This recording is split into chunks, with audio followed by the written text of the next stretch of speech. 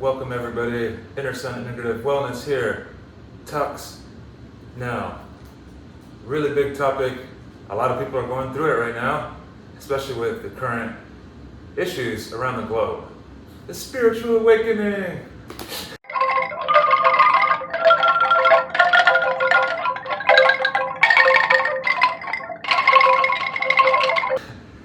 Everybody loves that term, spiritual awakening. What does that even mean, right? It sounds like a bunch of hippy-dippy, mumbo-jumbo, whatever. A lot of people just don't even want to hear that kind of stuff because it actually implies a lot of things. Some not so fluffy, some kind of uncomfortable. And we just want to get back to our habits, and I don't want to think about any of that deep stuff, but it's really important. I went through mine from a young age. I'm grateful that I did. I'm still working on myself, of course. There's stages now. I don't want to think of these stages as kind of a linear path because the universe doesn't really work that way. It's more cyclical, but just for the intention of really understanding with our human brains that have been patterned on a linear fashion, I'm going to list these out in stages. Some of these stages ping pong between each other and bleed between each other. So bear that in mind as I explain them. So number one, let's get right into it. Catalyzing event or series of events, right? Something happens to us. We get in a car accident, we lose somebody close to us, something difficult, right? We go on our day-to-day lives, on our busy 9-to-5 grinds or routines or whatever, and something kind of smacks us upside the head. And it's a really life event that shakes us up on the inside, sometimes on the outside. Sometimes we lose a job, which for me was, a series of things. I was 18, 19 in the beginning of it. I was going through my stresses of adulthood. I had a series of events that were painful. I started suppressing my feelings with smoking, addictions. The addictions got worse and worse and stronger. I realized I was running from something. I went from smoking cigarettes to smoking pot and drinking alcohol and taking opiate painkillers, and eventually I took more and more, and I had a near-death experience with opiates, and it shook me up inside like, whoa, okay, I had a spiritual experience. I saw the light at the end of the tunnel. Some people go into a coma and they see the light at the end of the tunnel. They see God, become one with God, experience God. They lose somebody really dear to them. It makes them self-reflect on a lot of things. So these events, to summarize, will kind of make you self-reflect sometimes, or that's kind of what I feel the universe is pulling us towards, to self-analyze and self-reflect a little bit so that we can make positive and healthy change. So because before we just kind of run on that automatic habit, not really changing or growing as an individual, we're kind of recycling society's and our ancestors' bad habits, not really knowing any better. So softness, compassion, right? So the catalyzing event, and that brings us, like I started to touch on, into step 2, stage 2, awareness. It makes you start to be aware of some things. Wow. I need to maybe be more grateful for life. Maybe I need to forgive somebody in the past. Maybe I need to bring a little bit more purpose and passion into my life.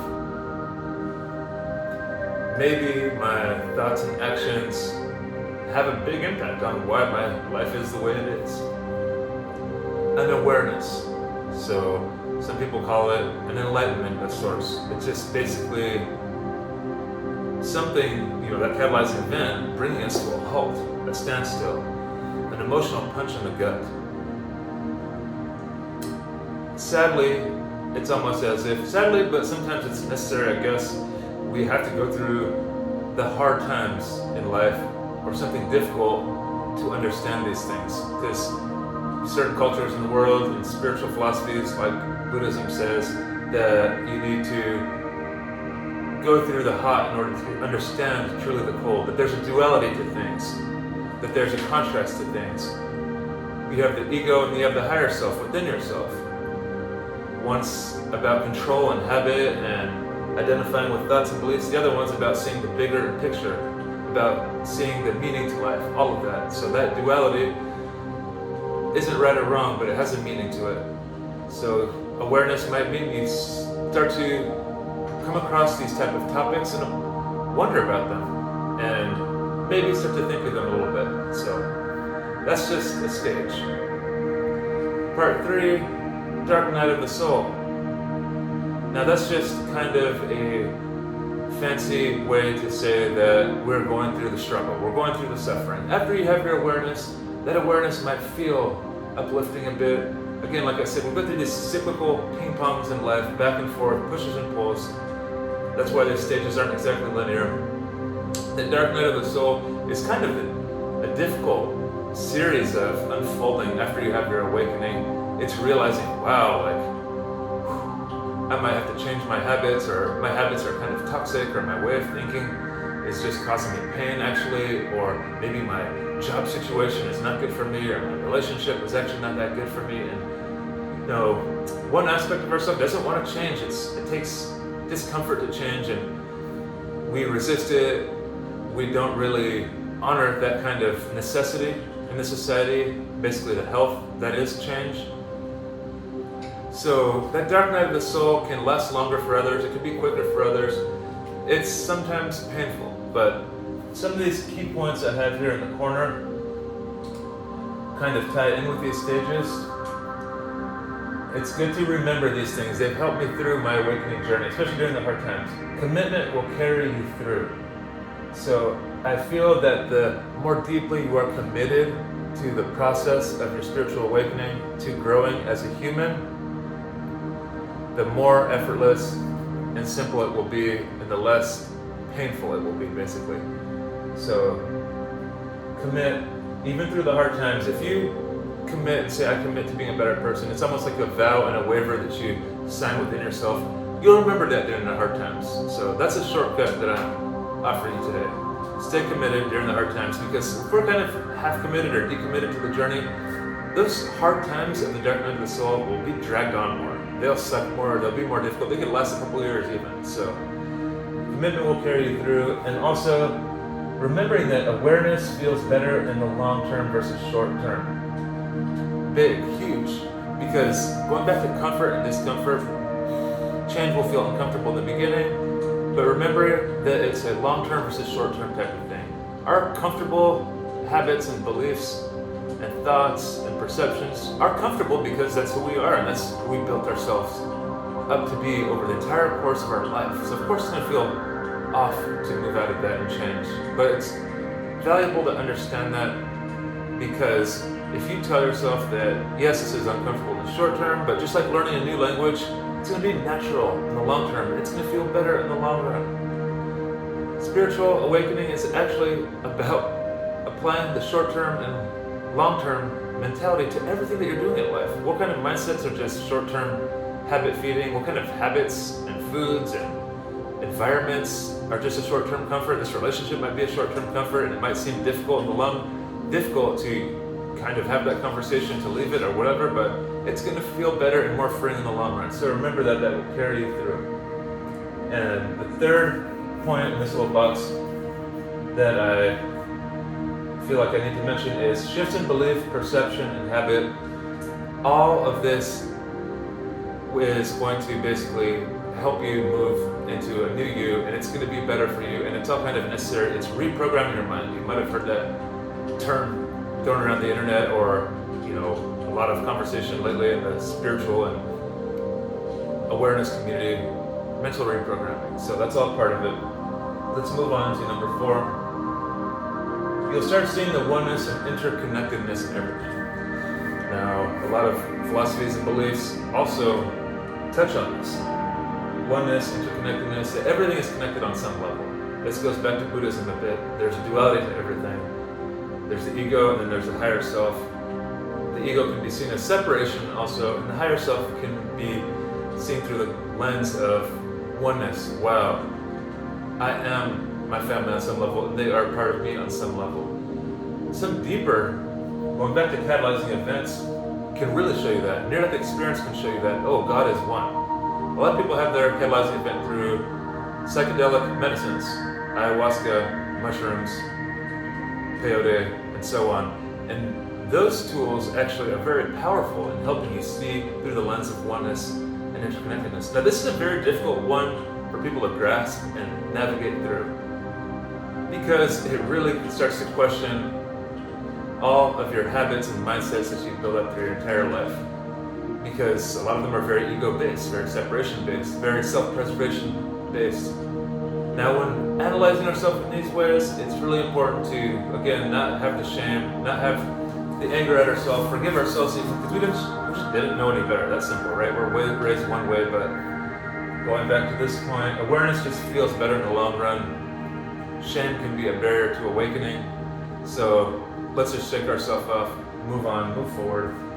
See the oneness and interconnectedness in your family, in your relationships, in your job situation. Basically, the closer the circles in your life, the more impactful it will have on you.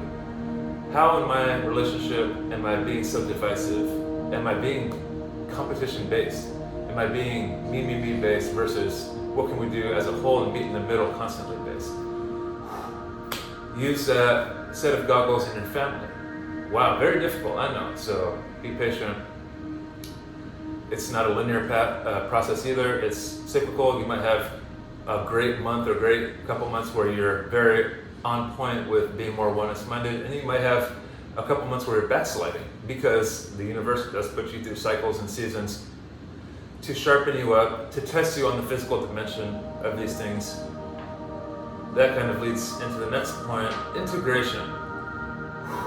You know, we're moving on it's getting more real here.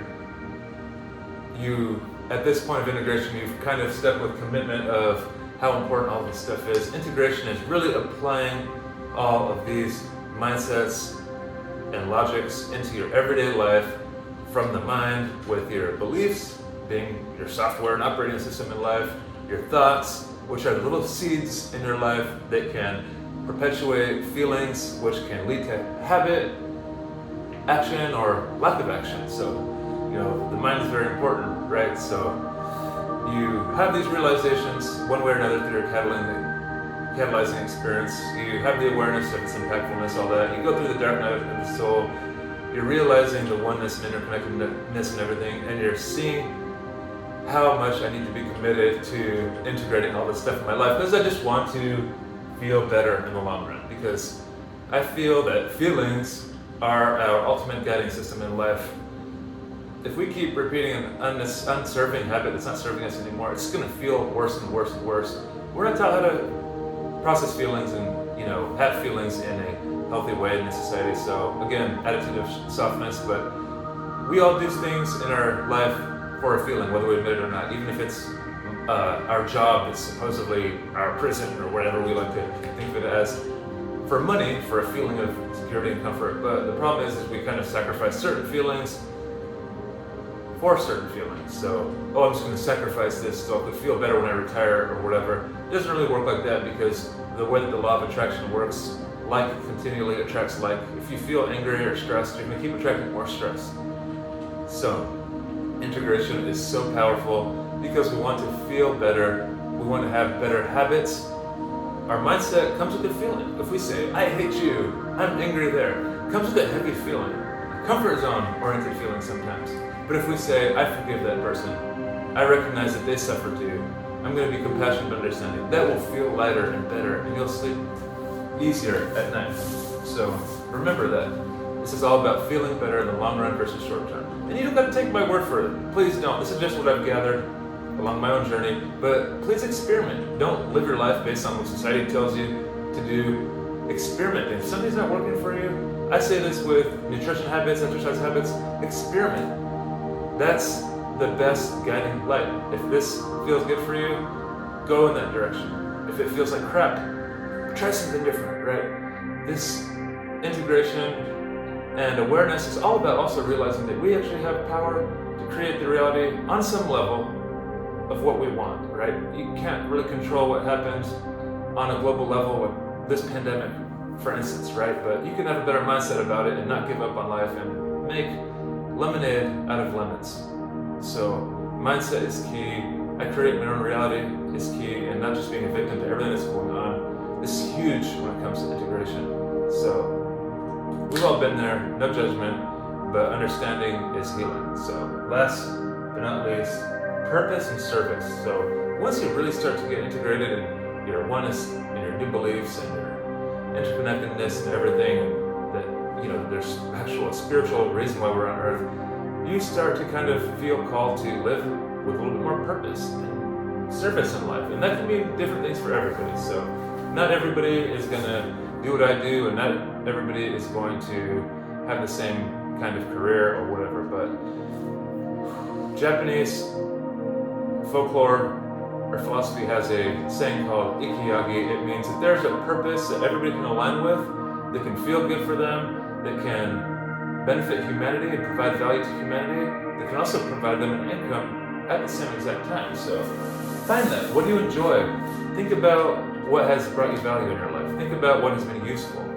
Useful is the key, right? But it also needs to fill your cup and not take away from your cup. So use that as a pillar of guidance when you're finding your purpose and service.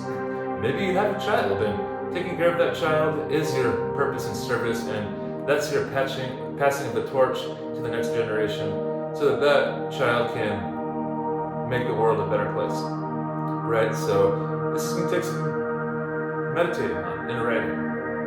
I'm a huge advocate of meditating, journaling. All of those habits are going to really make your whole spiritual awakening process way smoother, way easier, because like I said, everything starts in the mind. If you're meditating every morning, slowing your thoughts down. I was an overthinker. I could do it. Anybody can do it. I was a self-sabotager. I was depressed, suicidal. I was angry. Meditation is like any other exercise. It gets better with the practice. Do a little bit at a time. You'll be able to do it longer, stronger, and that effect will leak over to the rest of the day, so that you can more mindfully create the world that you want to live in, and not respond to your old habits, your old triggers, your old thoughts, etc. So, very important. All of this is a journey and a half. It could take a couple years, 6 years, 10 years, whatever. But embrace the journey, because again, it's all about feeling better in the long run versus the short term. This will set you free. This will help you enjoy the simple things in life. This will help you be more at peace. This will help you be sober. This will help you be healthy. When you're mentally healthy, you're more likely to be physically healthy, emotionally healthy, spiritually healthy, and you will just feel better. So all that ties in. Lewis here from Inner Sun, Integrative Wellness. So glad to have shared with you what has helped me along my journey. Please like this video if it's provided you any value. Please share it. Please subscribe. Namaste.